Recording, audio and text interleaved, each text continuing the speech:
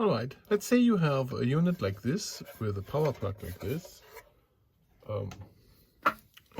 That's like the power for this unit. It's powered by plugs like this. What way does it go here? Like this. And then let's say your unit doesn't power up anymore. Then you're gonna have to check the fuse on this one. So let me unplug the cable again. And then we take a look at this here.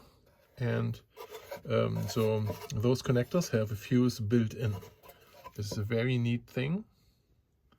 Let's zoom in a little closer.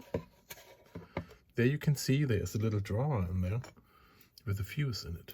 So let me open it up. You take like an object to go behind here and pull out this drawer. There it goes. So you see there's a little drawer in there. And then there you have your fuse. See that there? A glass fuse, right? In order to get it out, because it's stuck in there, I have to zoom out. Sorry about this. Here, you would have to push down there. Here, and then the fuse comes out. Oh, there it falls down.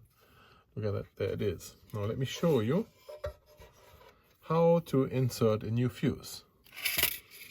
You get a new fuse, and of course you do have to insert the same way you what belongs in your device or whatever was in there. Okay, so now let me insert it here.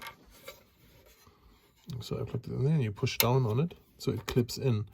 Now when you shake it, it doesn't fall out. And let me give you a little bonus trick here. Okay, if you have a spare fuse at hand, just fill it up here in this drawer. There is one placeholder for a spare fuse. See that? Now you have a spare in there and the one the system is using. So next time you need a new fuse, you just have one at hand.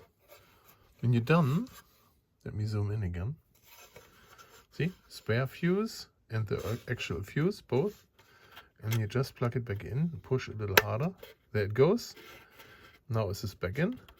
And then your power button will work again if the new fuse doesn't blow, right?